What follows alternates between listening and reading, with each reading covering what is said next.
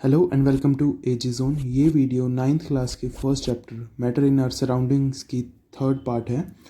इसके अंदर हम बात करेंगे can matter change its state. तो 9th क्लास की बुक के अंदर पेज नंबर 6 के ऊपर आपको ये क्वेश्चन मिलेगा, can matter change its state. तो इसका आंसर है येस। और इसके एग्जाम्पल भी दिया हुआ है, जैसे वाटर तीनों स्टेट में मिलता है, सॉलिड, लिक्विड और गैस के अंदर। सॉलिड आइस की फॉर्म में, लिक्विड जर्नल वाटर की फॉर्म में और गैस वेपर्स की फॉर्म में। फिर इसी से रिलेटेड कुछ क्वेश्चंस पूछ रखे हैं, जैसे कि ये होता कैसा है और इसके पार्टिकल्स के ऊपर क्या इफेक्ट होता है। तो हम पहला इफेक्ट समझेंगे एक्टिविटी 1.12 की मदद से, वो है effect of change of temperature. इस एक्टिविटी के लिए हमें एक ऐसा apparatus चाहिए, उसके अंदर एक बीकर के अंदर हम आइस लेंगे और फिर उसे हीट करके देखेंगे और फिर थर्मोमीटर से टेम्परेचर मेजर करेंगे आइस का, और आइस से जो वाटर बनेगा उसका। इस एक्टिविटी का मोटिव ये था कि आइस जो कि एक सॉलिड है, टेम्परेचर बढ़ाने से वो लिक्विड में कन्वर्ट हो जाती है, क्योंकि उसके पार्टिकल्स की काइनेटिक एनर्जी बढ़ जाती है, जिससे कि वो हायर स्पीड पे मूव करने लगते हैं। और यहाँ पे लास्ट में मेल्टिंग पॉइंट की डेफिनेशन दे रखी है। मेल्टिंग पॉइंट एक वो स्टेज होती है मैटर की जिसके अंदर कोई भी सॉलिड मैटर लिक्विड में कन्वर्ट हो जाए, उस पॉइंट को मेल्टिंग पॉइंट कहते हैं। और इस ब्लू बॉक्स में ये कह रखा है कि डिफरेंट चीज़ों का मेल्टिंग पॉइंट डिफरेंट होता है, जिससे हमें फोर्स ऑफ अट्रैक्शन पता चल सकता है पार्टिकल्स के बीच में। जितना हाई फोर्स ऑफ अट्रैक्शन उतना हाई मेल्टिंग पॉइंट। अब इस पेज के लास्ट क्वेश्चन में ये कह रखा है, जैसे कि पिछले एक्सपेरिमेंट में आइस का और वाटर का टेम्परेचर सेम था, पर जो हमने हीट प्रोवाइड की उसका क्या हुआ। वो हीट पार्टिकल्स की काइनेटिक एनर्जी बढ़ाने में यूज़ हो गई, जिससे कि वो फोर्स ऑफ अट्रैक्शन को ओवरकम करके अपनी स्टेट चेंज कर पाए, सॉलिड से लिक्विड में आ पाए। और इस सॉलिड से लिक्विड में कन्वर्ट होने को फ्यूजन भी कहते हैं। ये बात आपको यहाँ पे लिखी हुई मिल जाएगी।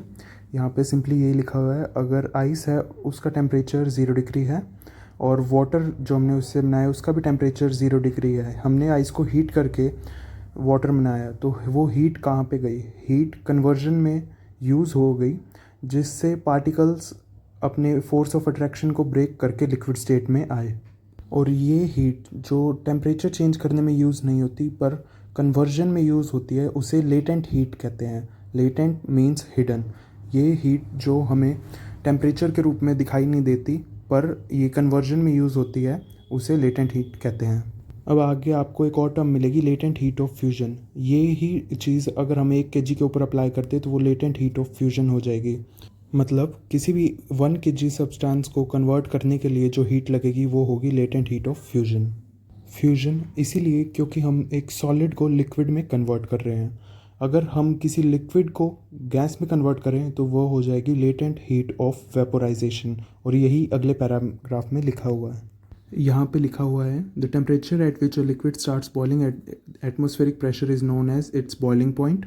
और बॉइलिंग एक बल्क फिनोमिनन होता है, इसके अंदर सभी पार्टिकल्स इन्वॉल्व होते हैं to convert a small amount of particle into vapour. आगे हमें बॉइलिंग पॉइंट दिया हुआ है वाटर का, जो कि है 373 के। जो 273 जो फ्रीजिंग पॉइंट था उसके अंदर 100 और ऐड करके 373 के हमें बॉइलिंग पॉइंट दिया हुआ है वाटर का। और अगर हम सेल्सियस में देखें तो ये हो जाता है 100 degree Celsius boiling point of water. इसके बाद में आगे हमसे पूछ रखा है what is latent heat of vaporisation. क्या आप इसे डिफाइन कर सकते हो? तो हाँ, 1 kg लिक्विड को गैस में कन्वर्ट करने के लिए जितनी हीट यूज़ होगी उसे लेटेंट हीट ऑफ वेपोराइजेशन कहेंगे। फिर आगे कंपेयर किया हुआ है कि एक 100 डिग्री सेल्सियस पे बॉयल करता हुआ वाटर और 100 डिग्री सेल्सियस की स्टीम, किसके अंदर ज़्यादा हीट होगी? तो स्टीम के अंदर ज़्यादा हीट होगी, क्योंकि उसके अंदर लेटेंट हीट भी होगी। आगे ये छोटा सा डायग्राम दिया हुआ है between journal conversion between states. जैसे सॉलिड से लिक्विड में कन्वर्ट होंगे एनर्जी देने में, लिक्विड से गैस में कन्वर्ट होंगे एनर्जी देने में, और कूल डाउन करने पे वही रिवर्स हो जाएगा। अब अगले पेज में ये कहता है, हमने अब तक कन्वर्जन देखा solid to liquid, liquid to gas on applying heat. पर ये कन्वर्जन इसी पैटर्न में कंपलसरी है या नहीं। ये कहता है कि क्या सॉलिड से हम डायरेक्ट गैस में कन्वर्ट कर सकते हैं और गैस से डायरेक्ट सॉलिड में। तो इसका आंसर है येस। यहाँ पे एक्टिविटी 1.13 के अंदर एक एग्जाम्पल दिया हुआ है। उसके अंदर अमोनियम क्लोराइड एक चाइना डिश में लेके ऊपर एक फ्लास्क को उल्टा रख दो और फ्लास्क के एंड के अंदर एक कॉटन बॉल अटैच कर दो। फिर अमोनियम क्लोराइड को हीट करना है हीट किया हुआ अमोनियम क्लोराइड फनल के ऊपर डिपॉजिट हो जाएगा सॉलिड फॉर्म में। विदाउट कन्वर्टिंग इनटू लिक्विड वो पहले वेपर फॉर्म में ऊपर आएगा और कंडेंस होके फनल के ऊपर ही सॉलिड हो जाएगा। इस कन्वर्जन को जो सॉलिड से डायरेक्ट गैस में कन्वर्ट होता है उसे सब्लिमेशन कहते हैं। Without any liquid state in between इसे सब्लिमेशन कहते हैं। यहाँ पे नीचे इसके साइड में ही एक चार्ट है, वहाँ पे आप सभी चीज़ों को देख सकते हैं कि जब कोई सॉलिड लिक्विड में कन्वर्ट होता है उसे फ्यूजन कहते हैं, और जब कोई लिक्विड सॉलिड में कन्वर्ट होते हैं उसे सॉलिडिफिकेशन कहते हैं। वैसे ही जब कोई सॉलिड गैस में कन्वर्ट होता है तो उसे सब्लिमेशन कहते हैं, और जब कोई गैस सॉलिड में कन्वर्ट होती है उसे डिपोजिशन कहते हैं। आप ये सभी चीज़ें देख सकते हैं यहाँ पे, liquid into gas, vaporisation, gas to liquid, condensation. अब तक हमने देखा था हीट का इफेक्ट मैटर की स्टेट में, अब हम देखेंगे प्रेशर का क्या इफेक्ट होता है मैटर के ऊपर।